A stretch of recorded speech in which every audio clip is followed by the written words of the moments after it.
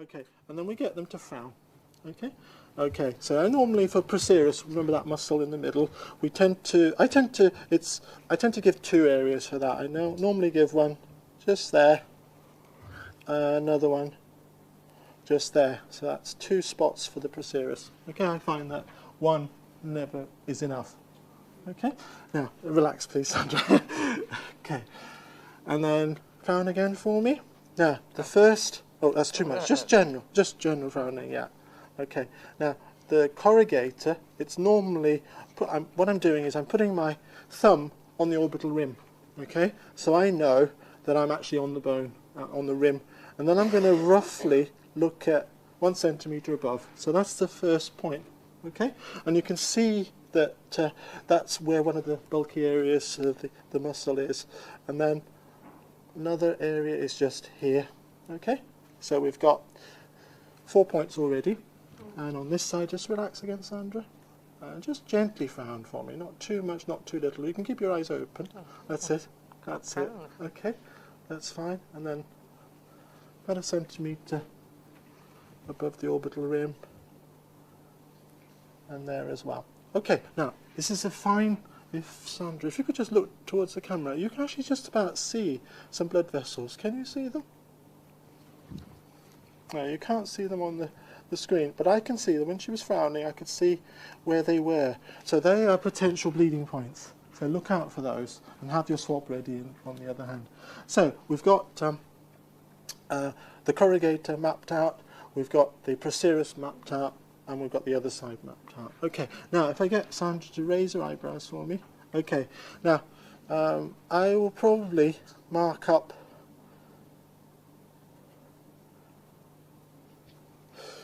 about 3 areas there.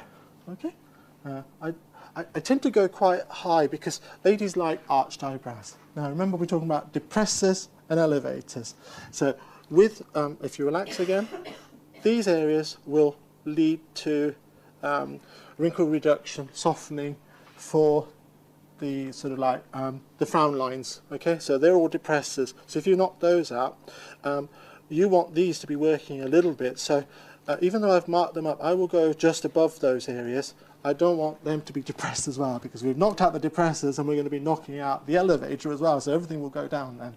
I had it done and I ended up looking like a clown. Exactly. That was too arched and it Exactly. caused a line that Exactly. So to again, this is all accentuate part, there. Again, you can see when she's doing that. Can you all see that? If you look at her right eyebrow, you can see there are more lines there than there are on her left eyebrow. So there's a little bit of asymmetry there to begin with. Okay, so that's what you need to look out for. Okay. And sometimes this is where, I mean, when you're giving an average dose for your first visit, look out for that and say, well, I might need 1 more there possibly, okay, just to correct it. But I tend not to overcorrect at the first visit because, you know, this might be okay. These are the standard areas. Okay. About that, because you know when you were about the correction of the Spock eyebrow? Yes. And then on the other slide it was sort of saying don't inject it because it was dangerous. Lateral to the, yeah.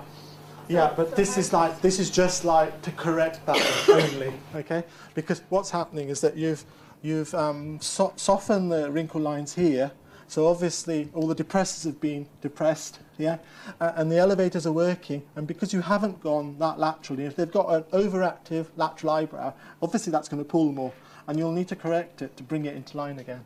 That's the only reason you'd use it. It's quite an advanced procedure anyway. So how close would you inject the eyebrow? It would normally be in the eyebrow. In the eyebrow, or maybe just a few, maybe about 1 centimetre, a couple of centimetres above. It really just depends on the clinical view. So if you're looking at that, I'd probably give it just here. Just bring it down. Just like 2 units or so? Depending on what you're using. So if it's azalea, I might use, if for crow's, see each of these are going to be 10 units. Okay, so I'd probably give 5, 2.5, nothing really much, just enough to knock it down. Okay. Right, and then smile for me. Okay, so crow's feet markup. Again, we're looking at, again, press along the orbital rim so you know you're outside the orbital rim. Then mark the first spot, and then mark the lower spot, And then, again, blood vessels, you can see them. There's a nice blue blood vessel just there. So watch out for that when you're injecting, and maybe just go lateral to that. Okay, so again, same on this side. Again, you can see, just relax for me, Sandra. You can actually see some blood vessels there. I'm sorry. We may need to just use my finger like that. And there's one. Again, it's 1 centimeter diffusion. Okay, so it's not an exact science. I don't go through the tattooed mark because sorry, I won't go through the mark. Otherwise, I'll tattoo the skin. Okay, so you tend to be just like it's like a golfer's tee. You just want to know roughly, or a snooker ball. So you just want to know roughly where you're going to be. Okay.